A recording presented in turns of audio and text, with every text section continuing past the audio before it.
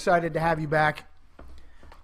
Not only are you an old friend, not only are you a solid Christian pastor with some pretty darn good knowledge in eschatology, prophecy.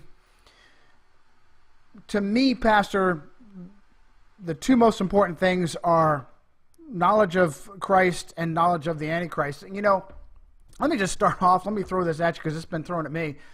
I've had people say, you know, you just need, what would you say to someone that says, you just need to preach Jesus? Stop worrying about all this Antichrist and Jesuit in Rome. It's too divisive. Don't get into that. You just need to preach the love of Jesus. If someone says that to you, Pastor, what would you respond? Well, my response would be we need to follow the real Jesus, the Bible Jesus. And the Bible Jesus died for our sins, rose from the dead, went to heaven, and came to John in a vision on the island of Patmos, and gave him a view of the future. And in that view, it was Jesus Christ who revealed the rise of a beast that would ultimately be wondered after by the whole world and would enforce or be involved in the enforcement of the mark of the beast. And he also revealed a scene in Revelation chapter 17 where a mysterious woman, is riding on top of a seven-headed, 10-horned beast. And there's a lot of clues about that woman in that chapter. My associate, Tim Saxton, who I work with, yesterday we did a live program in our studio on Revelation chapter 18, describing the final message to go out to people that are still in Babylon, to call them out. And so I believe that all these revelations are revelations of Jesus Christ. The book of Revelation comes from Jesus. So as you said at the beginning, the utmost important is that we know Jesus Christ. I'm totally on board with that. If it wasn't for Jesus, where would we be? We all need the grace of God. We need his love. We need his forgiveness. We need to be centered in the message of the cross. But prophecy reveals that there would be an organization and many different things that would subtly seek to lead people away from Jesus Christ, the Bible Jesus, from the cross, and from biblical truth. And so we can't just, preach Jesus and ignore the other things that Jesus revealed about the subtle workings of the devil to lead people away from him. So a biblical view is to talk about Jesus Christ and Antichrist, because that's what this book talks about.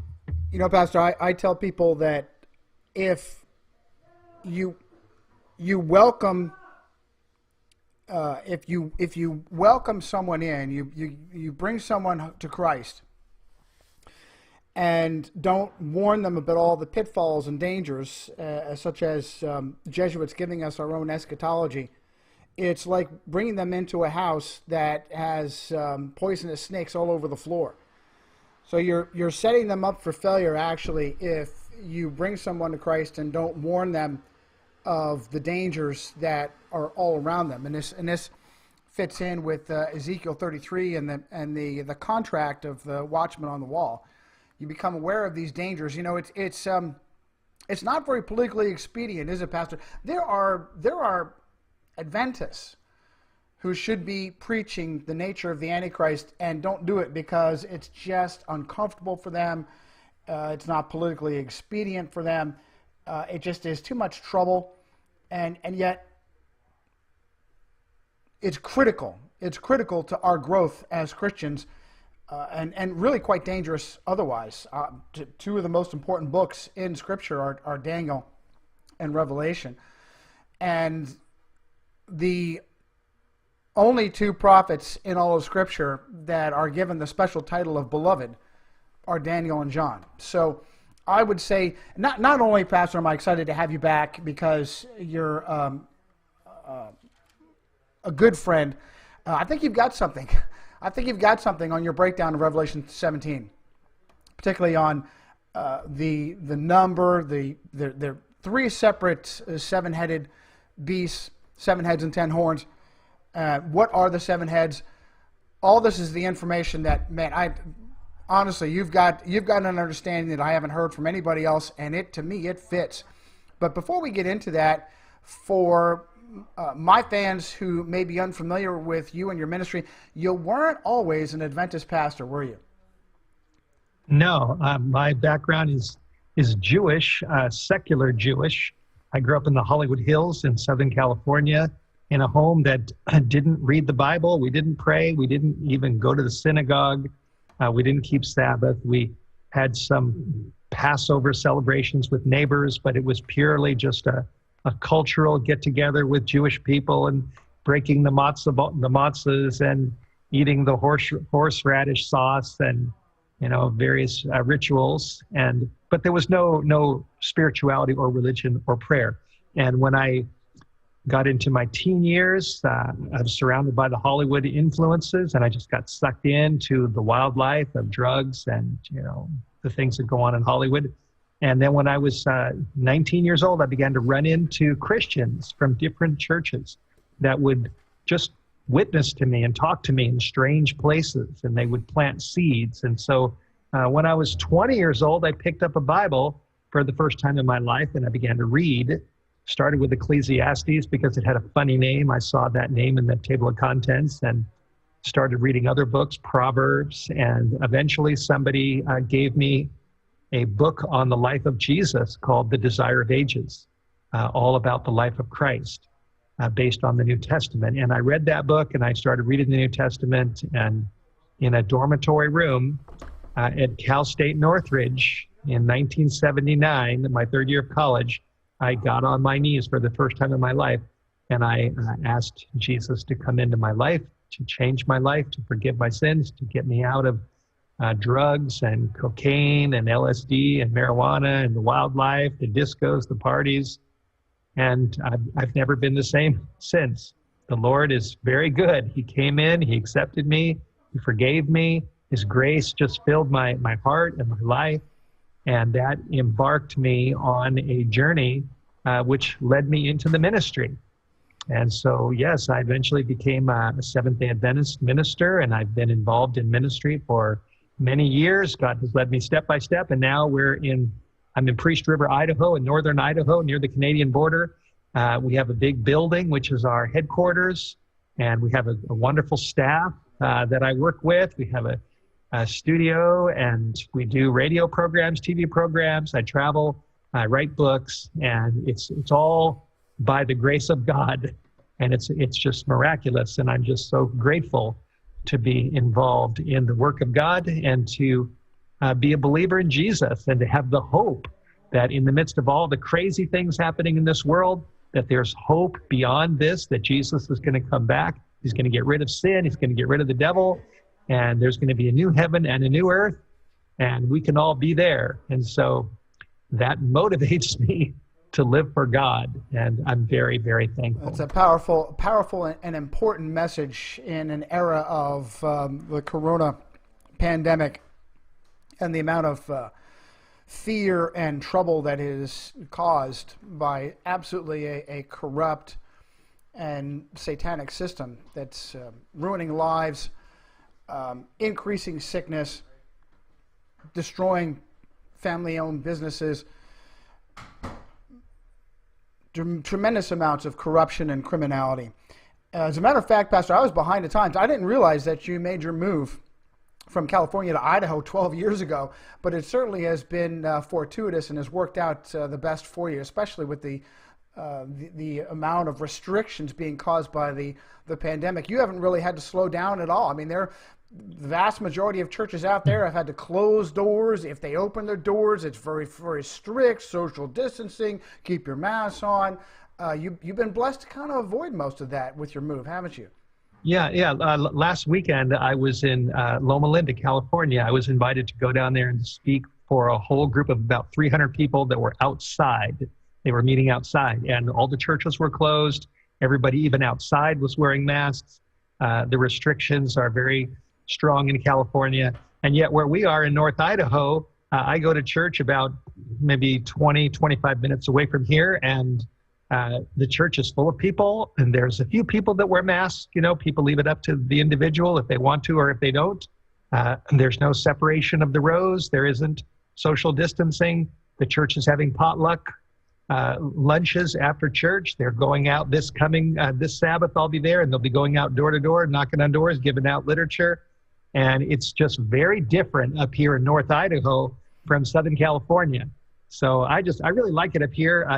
Last night and this morning, we were getting dumped on with snow. We've had actually a pretty mild winter, but snow's really coming down right now. And this morning after I had breakfast, I put on all my, warm clothes and took a walk down a quiet country road with my dog. And the snow was coming down, but it was so peaceful. It was just so quiet.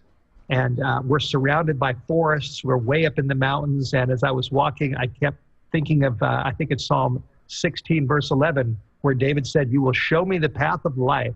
In your presence is fullness of joy, and at your right hand are pleasures forevermore." So I just kept thinking about that verse and started kind of making up a little song and just meditating on that precious promise as the snow is coming down. And it's just, it's wonderful living in North Idaho, away from all the craziness that's happening in the cities. We've done programs here at Whitehorse Media about life in the cities and how God is trying to get as many people as he can out of the cities into more rural environments where it's safer, it's better for your health, for your families, for your spiritual life. There's just not as much crime and violence. And so, but that's a whole other topic. But I'm really blessed these days and glad to have a chance to share with you. There's a passage, I don't have access to my, I don't want to get on my internet real quick. There's a passage, I want to say it's Isaiah 5, the curse of those who multiply dwelling upon dwelling. I think it's Isaiah 5. But anyway, I would consider that part of the impetus to stay out of an urban environment. But common sense is a big part of it, too. Let me take a second, Pastor, and talk administrative stuff. I never really set the boundaries. How long can you stay with us? How long would you like to stay with us? I kind of would like to do 2 separate shows because there's just so much to cover, at least 2 shows. How long do you have with us today? Well, yeah, I don't have, what is it, about 10, it's 10:23 Idaho time, Pacific time. And I've got time. I don't have anything scheduled for 11 o'clock. Let's say between 1 and 2 hours. Perfect. Let's say between 1 and 2 hours. And if we have to, actually, I'd not have to. I'd like to get you back on another Tuesday or Thursday, roughly this time. Would you be willing to do that? Yeah, sure. Excellent. So let's guarantee at least a second meeting, and we'll go between 1 and 2 hours today, see how it goes. Hopefully I don't have a lot of things going on in my background.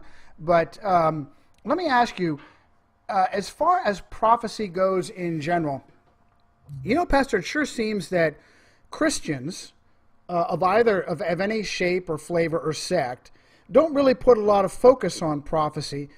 They seem kind of in the dark about it, and much more importantly, Christian leaders, other Christian pastors, other Christian denominations seem to shy away from it. It's so critical. Why do you think that most other sects of Christianity leave this as an unknown for the flock when it's just so critical to us? Yeah, I think probably, well, before I answer that, let me just read a text. 2 Peter 1:19, Peter said, "We have also a more sure word of prophecy, whereto you do well that you take heed as to a light that shines in a dark place." So the Bible is clear, Peter's clear, that we do well if we take heed to the sure word of prophecy. So it's God's call for us to study prophecy. I think in answer to your question, the reason why a lot of pastors shy away from this probably is because they don't really understand it. There's a lot of views out there, many options, a lot of confusion, a lot of ideas that are not true. And so there are many conscientious pastors that, they don't want to preach what they don't understand, what they're not clear on. And I can certainly relate to that. I think there's probably others that are just, more on the liberal side, and they just, they want to focus on things that are more popular and that are easier and maybe smoother, things that don't rock the boat, make waves. And prophecy can be hard-hitting. So there's probably different reasons why people shy away from prophecy. And I think those are a Pastor, couple reasons. If you get exposed to this information that we're trying to share, there's a couple of things that come up. One is that the Vatican is the most powerful institution. The city-state of Rome is the most powerful institution in human history, number one. Number two, that there are some powerful Vatican agents, various orders led by the Jesuits, that are putting all of their effort and energy into obfuscating the role of Rome. And number three, you've got how many billions of Catholics? Years ago it was 2 billion. I'm sure it's more than that, closer to 3 billion probably today, Catholics. If you have a Christian leader that is exposed to this information, they run the risk of encouraging the ire of millions upon millions of Catholics, very, very powerful. Donald Trump was Jesuit educated. Joe Biden is Catholic. Kamala Harris studied for the bar at San Francisco University, Jesuit San Francisco University. She recently, I was listening to this guy, Pastor Steve Wohlberg, and he very brilliantly pointed out that as these far-left politicians, supposedly non-Catholic like Kamala Harris, push some radical agendas like climate change, she's quoting directly from the Jesuit Pope's Laudato Si. Fascinating that you would have a non-Catholic like Kamala Harris. Not as fascinating if you know her background, Pastor. When she was Attorney General in San Francisco, she obfuscated some investigations into priest misconduct and pedophilia. Actually took an ongoing existing series of investigations and swept them under the carpet. So that certainly helped her in her rise. But for me personally, I'm very cynical about the hesitancy of Christians and supposed Protestants that shy away from prophecy in general and these understandings in specific. Pastor, I don't know how you read the books of Daniel and Revelation and don't walk away from at least some sort of suspicion that Rome is deeply involved. You've got Nebuchadnezzar's dream in Daniel chapter 2 of the giant person of 4 different metals. I would immediately put that out. You've got Daniel's follow-on vision of the four beasts in chapter 7. It always stops at a 4th. I think it's pretty common knowledge, even amongst uneducated pastors, uneducated seminarians, that the 4 metals in Nebuchadnezzar's dream are the same as the 4 beasts.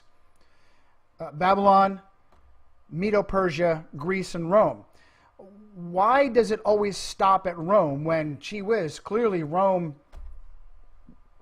collapsed, Rome fell in 500 AD?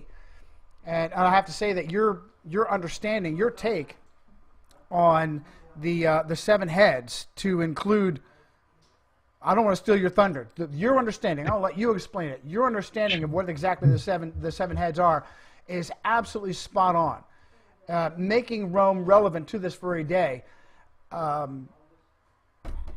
me use that as an in for you. Come on, Pastor. Rome is completely irrelevant. There's just some nice old dawdling guy out there in the Vatican, and every once in a while he'll pop up and he'll say something about, gee whiz, he wishes that people were less selfish. But really, he has no power. Pastor, why are we spending so much time focusing on Rome? Come on. Well, it's not. As you know, it's not true that he has no power. The Pope Francis, the current Pope, has tremendous influence around the world. His encyclical Laudato Si, where he makes his recommendations of what the world needs to do to help solve the environmental crisis, the climate change crisis, to help heal planet Earth, is being read by people around the world, translated in many languages. When Pope Francis came to Washington, D.C. in 2015, and he gave his speech before a joint session of Congress in September of 2015, he quoted from his encyclical 9 times. And now that we have a Biden presidency, When Biden was inaugurated, he asked a Jesuit, Father Leo O'Donovan, I believe his name is, to offer the inaugural prayer. And this Jesuit prayed, and I listened very carefully to the prayer, and he quoted the Pope, Pope Francis, and said that, we, America and Catholics, we all need to dream together and go forward together. So the influence of Rome is vast. We have 6 of the 9 United States Supreme Court justices belong to the Catholic Church. We have a large percentage of Catholics in Congress. Now we have a Catholic president. And that doesn't mean that, every person that's a member of the Catholic Church or involved in government or administration is necessarily going to go along with the Pope's teachings. Hopefully they won't. Hopefully they'll take their oaths of office as serious as they can be. They put their hand on the Constitution. They said they're loyal to the Constitution above any domestic or foreign threats. And hopefully they'll stand by that. And it's not my purpose to judge people's individual characters or to decide their destinies. But if we look at the trend, we can certainly see a strong connection and a growing connection between the current administration and the Catholic Church, between America and the Vatican. And I'm convinced that this is a major focus of biblical prophecy. And that's what I've been studying ever since I became a Christian for 41 years. I've been studying my Bible. Christ did tell us, Pastor, I don't mean to step on it. Christ did tell us to judge with righteous judgment. So we're not supposed to just sit and allow things to go on without scrutinizing them. Leo O'Donovan, he's not really important. He's just been friends with about every key figure that we have pictures of him at a dinner with Harvey Weinstein. He was on the board of directors of Disney. Disney is just one of those small companies. I was shocked to find out just this morning. I didn't realize this. Not only does Disney own the franchise, all the Marvel comic book movies, that's Disney. Disney also owns Star Wars. Just some small venues of being able to manipulate the way people see things.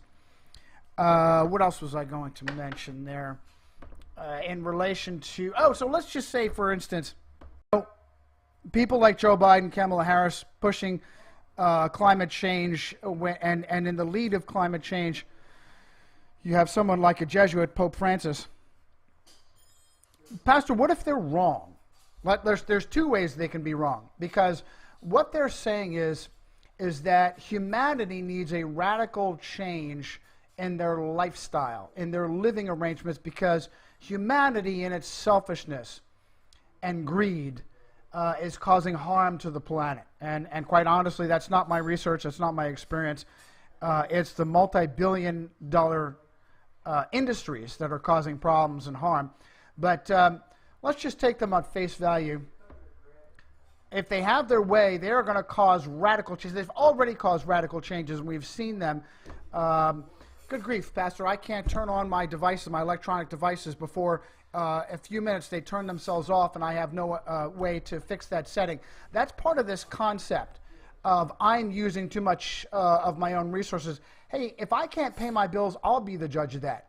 I've got vehicles that are thinner and lighter and more dangerous every year that they come out because we're using too many resources.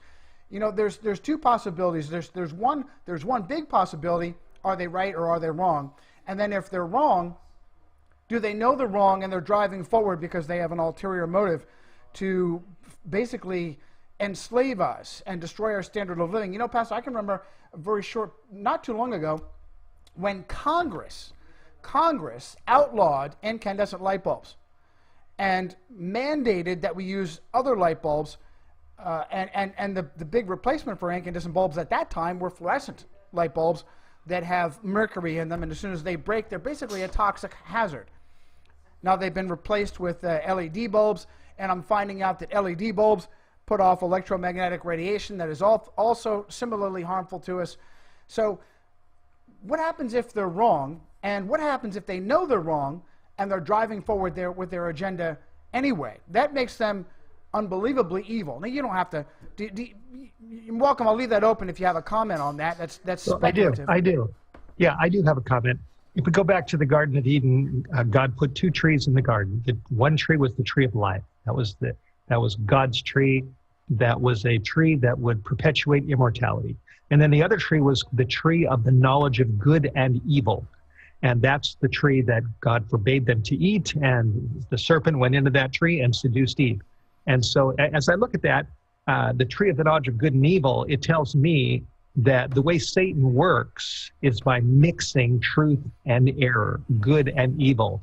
He does promote many things that are true, but he mixes into those things that are false. He's a master of the blended brew.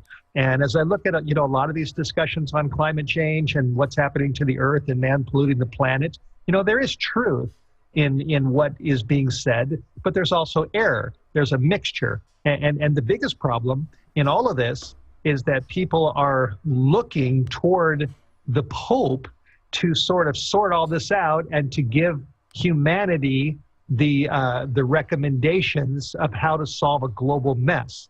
And we cannot trust the Catholic Church. If you look at the history of the Catholic Church, you look at what happened in Europe when she was dominant, you look at the Dark Ages, you look at the Inquisition, St. Bartholomew's Massacre, the persecution of the Waldenses, the persecution of Protestants, the burning of Bibles.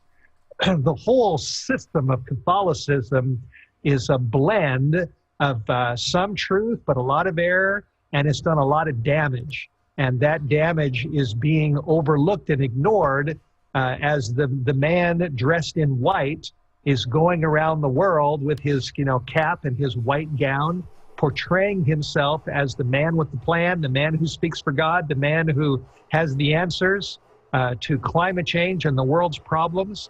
And yet underneath that white robe is deception. To be honest, it's deception.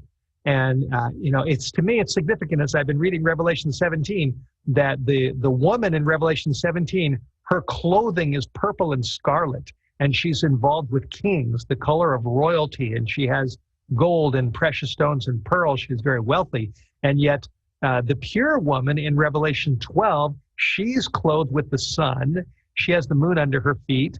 And in Revelation 19, it describes the saints who are dressed in white.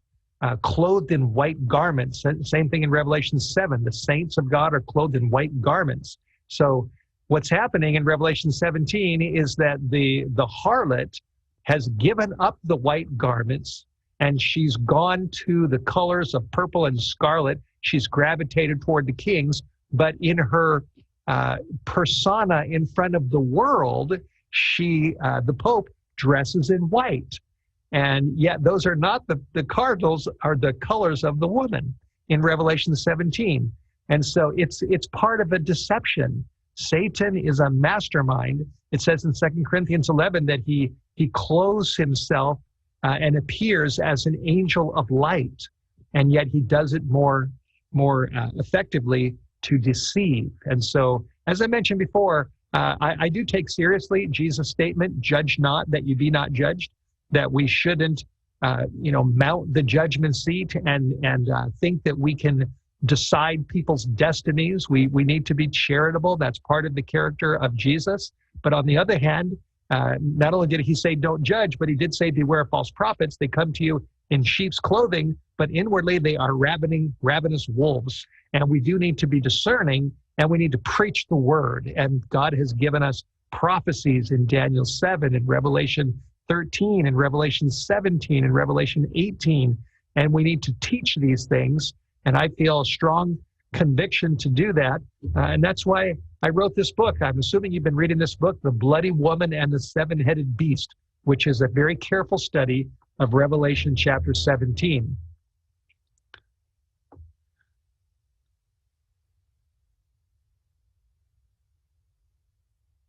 Make sure all my mutes are off.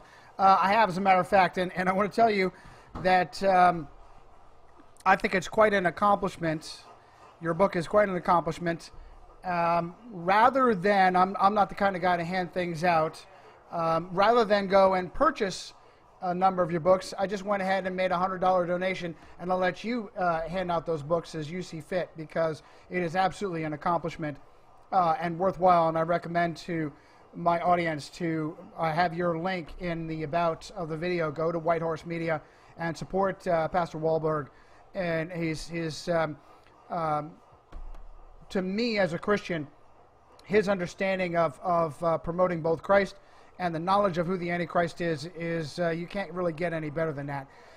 Blending of good and evil, absolutely spot on. God bless your discernment, Pastor. I have found that the most deceptive lies are the ones that are packaged in the most truth. And right at the last minute, they take you and grab you and push you into a direction of maybe an extreme or maybe a fabrication, but it's grounded in a lot of truth so that you lost. You think it's safe. You think you should. It's okay not to examine what you're being told or who is leading you and guiding you. But surprise, at the last minute, you've been fooled. The bloody woman. You know, Pastor, if we give this information out, and there are Christian leaders who turn a blind eye to the culpability of Rome and the possibility that Rome is the woman drunk on the blood of the saints, and then they go and don't report that information and give cover to the Vatican, then they're essentially aiding her. As far as what I tell people is, there is no entity that has slaughtered, tortured more Christians and subverted the Word of God than the city-state of Rome. If you include pagan Rome, as you call her, I think that's a great way to put it, pagan Rome, military Rome, along with religious Rome, there is no entity in human history that has slaughtered more Christians. And it's fascinating because Rome is considered Christian. But we were just talking about the blending of good and evil, truth with lies. You know, Pastor, if we say that Rome rides America as a woman rides a beast, then we still have the continued persecution of Christians. And I don't doubt off the radar we have inquisitional levels. I mean, the Congregation for the Doctrine of the Faith is the Inquisition anyway. It was never disbanded. But I have found, a former Marine and a former soldier, is that every place the United States military has gone, Christians suffer. Christians were very well off in countries where the United States has intervened, and fairly well off in most of these hotspots, Iraq, Afghanistan, Egypt. And every time the United States military has gone in and created chaos, Christians are the ones that suffered. So I would tell conservatives, please wake up. Flag-waving conservatives, you have been misled. And I will say this unabashedly. I am not an Adventist. I will say unabashedly, devout Adventists, solid, born-again Adventists like yourself, are absolutely spot on in relation to, gee, where is America in Scripture? Is America in the Bible? Oh, yeah. America's in the Bible, okay, and not in a good place, actually. America can be found, particularly in Revelation, and I'm going to let you talk about that, Pastor. Purple and scarlet. Is there any entity that more embodies being clothed in purple and scarlet than the Vatican and her bishops and cardinals? And I would also say this in relation to Jesus saying don't judge. When Jesus said don't judge, he was talking to Jews mainly about hypocrisy. He was saying don't judge as a hypocrite. He also said judge with righteous judgment. So when they brought before him the adulteress to be stoned, what were they doing? They were being hypocrites. They were all filled with their own sin. They weren't introspective. They weren't examining themselves regularly. They were grabbing someone else, and that poor woman was just a foil for their own guilt. And they threw her up as a test to him. And so in response to that, he said, listen, the one who hasn't been a sinner themselves, they can cast the first stone. But when they were all gone, what did he do? And he turned to the adulteress, and what did he say here? Hey, you're good to go. Go right back to your old life. No, he said, go and sin no more. So he's not saying don't judge sin. He's saying don't be a hypocrite. But far more important is the role of the Vatican, and the Vatican pops off of the pages. You know, Pastor, thanks to going back and refreshing myself with your teaching, you pointed out for me something that, how did I not see this? I've read this so many times in Revelation. 7 heads and 10 horns. This actually is a beast that is not mentioned just once. It's mentioned more than once. How many times is a beast of 7 heads and 10 horns mentioned, and are they different in each instance? Yes, the 7-headed, 10-horned beast is mentioned 3 times in Revelation, and only in the book of Revelation. There's one 7-headed, 10-horned beast in Revelation chapter 12, and it's a red 7-headed, 10-horned beast. And then in chapter 13, there's a leopard-like 7-headed, 10-horned beast. And then in chapter 17, there's a scarlet-colored 7-headed, 10-horned beast. And in Revelation 17, verse 9, the angel said that the 7 heads, which represent the symbol, are, which is the application, 7 mountains on which the woman sits, pointing to the 7-hilled city of Rome. And I'm convinced that all 3 beasts, the one in chapter 12, representing imperial Rome, primarily the devil working through imperial Rome. The second 7-headed beast in chapter 13 represents papal Rome, when the Roman Catholic Church rose up as the Roman Empire collapsed. The Roman Church rose up and ruled Europe in connection with the kings of Europe. And then in chapter 17, the third 7-headed, 10-horned beast also represents the papal power, but in a wounded state. And yet it says it's going to ascend out of the bottomless pit, and all the world's going to wonder after it when it fully gets its power back. So I see those 3 beasts representing phases of Rome that are all sitting upon in the city of 7 hills. So, and let me make another comment. You mentioned about Adventists. One reason why I'm a Seventh-day Adventist is because the Adventist Church is a church of over 20 million, and it really is, as far as any major denomination on the planet, it is the last major denomination that still believes in what you and I understand to be is called historicism. The preterist view of prophecy, that it was all fulfilled in the past, like during the time of Nero and the destruction of Jerusalem. The futurist view of prophecy puts everything in the future, or most of it after the rapture. But then there's the historicist view, which was the Protestant view, where they held the torch of understanding prophecy going down through history, especially talking about the great falling away, the great apostasy, the rise of the beast, the rise of the bloody woman in chapter 17, and those deceptions that have come into Christianity. That's historicism. And the Adventist Church is still maintaining the historicist Protestant position. It's true that there are some Adventists that shy away from these topics, but there's a whole lot of us out there that are still out there that are teaching it from the Bible, who are trying to be faithful to the Protestant heritage that we've been given to teach Scripture biblically, historically, and to see Antichrist, and then to lift up Jesus Christ. Well, Pastor, I would absolutely agree with that, and I would say it's no coincidence that both preterism and futurism were concocted by Jesuits, which means that the vast majority of Protestant sects that preach preterism and futurism rather than historicism and a focus on Rome as the fourth and final beast, the great harlot of Babylon, are basically teaching Jesuit doctrine. And I've seen a lot of influence of Jesuits in seminaries. It's been a top Jesuit agenda to enter into, to own education, to subvert education, to subvert seminaries.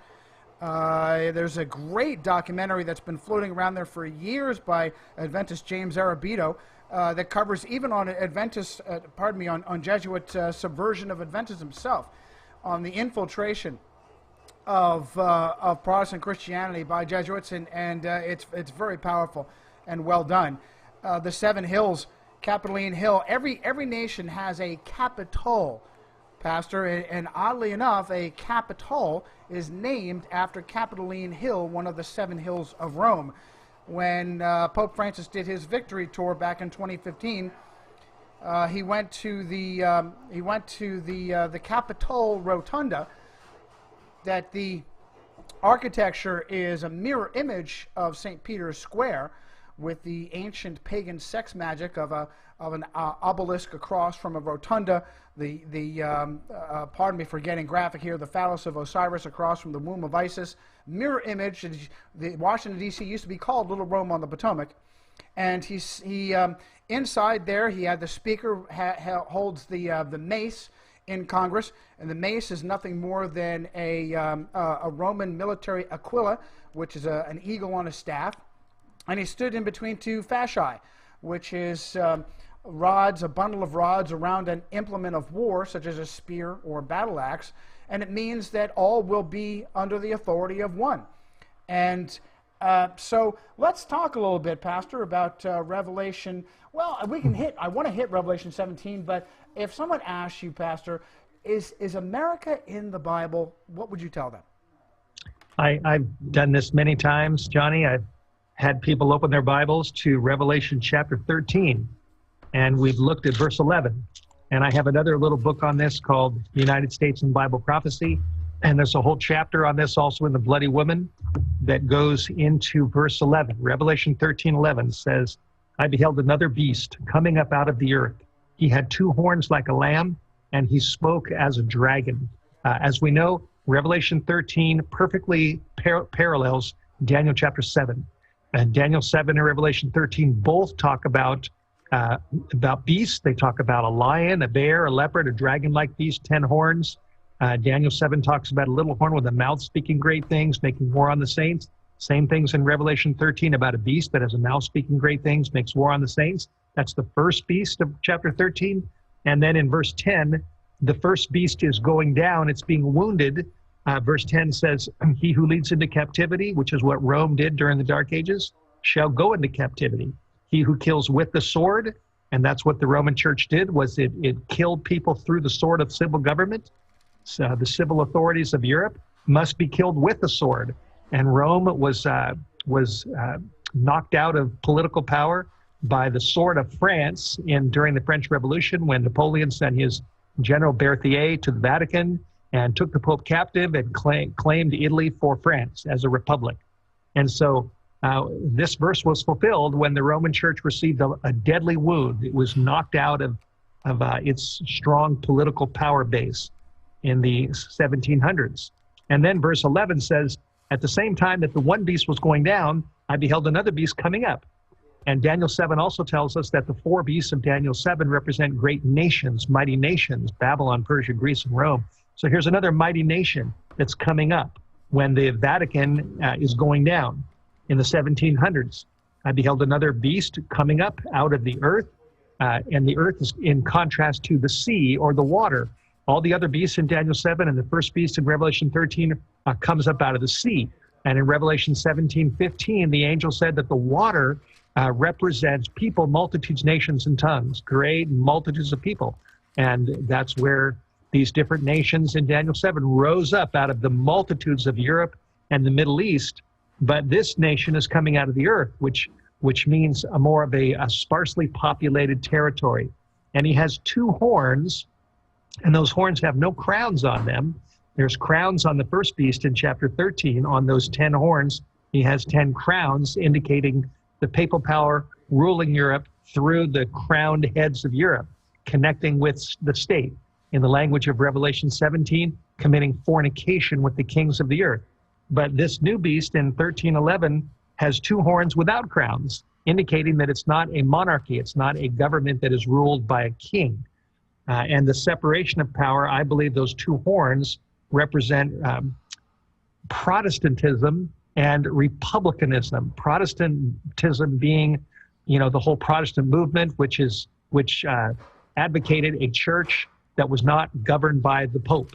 And then the Republican principle is, a democratic Republican principle is where rulers are elected by the people rather than a monarchy that just, dictates and comes down through the divine right of kings. So here's this nation that has two horns, and those two horns are like a lamb, which points to Jesus. Jesus Christ is the Lamb of God, the ultimate lamb, and this beast is not Jesus, but he's lamb-like. And Jesus also, very significantly in Matthew 22:21, when he was talking to the Pharisees and they tried to trap him, he asked them to hand him a coin, and he held it up and he said, "Whose image is on this coin?" They said, "Caesar's." And then he said to them, "Give therefore to Caesar the things that are Caesar's, and to God the things that are God's." And that principle of the Lamb, where Jesus separated the things of Caesar or government from the things of God, representing the things of religion, that principle, those two horns like a lamb, really became the basis of the United States Constitution, where our First Amendment in the Bill of Rights says that Congress, representing government, shall not pass a law to establish religion or to prohibit the free exercise thereof. And that principle of freedom gives us freedom in America. And it was as the Vatican was going down that America was rising up. European history is full of persecution where church and state are united. America has come up separating those two, the principle of the Lamb, so that government would not enforce religion or prohibit the free exercise thereof. So we have now a church without a pope and a government without a king. I'll tell These you, are Pastor, the I'll tell you, principles of the Lamb. To underline and highlight, not to step on you, but to underline and highlight what you're saying, when we talk about church and state being one in Europe, we're talking about specifically Rome and state being one in Europe. And I have to tell you, I've seen that influence here in the United States from the very beginning. I highly recommend Frederick Tupper Saucy's Rulers of Evil, which suggests that the Jesuits were foundational in the Revolutionary War all the way through to present, and that America was created to be the sword arm of the papacy. One thing that started to wear out the Vatican was popes were getting tired of asking kings to go on crusades and getting kind of a lukewarm response. And as far as I'm concerned, it was planned well ahead of time that, okay, so the biggest problem with the transition from pagan Rome to religious Rome was she lost her standing army. It was no longer possible to control areas by putting a Roman soldier on every street corner. So then religious Rome controlled by putting somebody else's soldiers on the street corners. And yet this started to wane after 1,000 years of use, to the point where she created an entity to be her own standing military. And I am absolutely convinced that the United States is the sword arm of Rome. And fascinating, I also wanted to, I just now reminded of this, read it again, I've read it so many times, that the fourth and final beast that is unlike the previous three beasts in Daniel, particularly chapter 7, verse 8, also has 10 horns, which is great continuity through to Revelation 12, 13, and 17. And basically, Pastor, for me, I would say the Vatican is the skeleton, the nervous system, the structure for Satan to interact in this world. And as far as continuity goes, that the seven-headed, 10-horned beast, particularly in Revelation 12, also has shades of Satan himself, the power of Satan himself, because its tail took with it a third of the angels. Now, that's not necessarily the Vatican. That's right. That's the power of Satan. So we have that blending. So that's right. It almost seems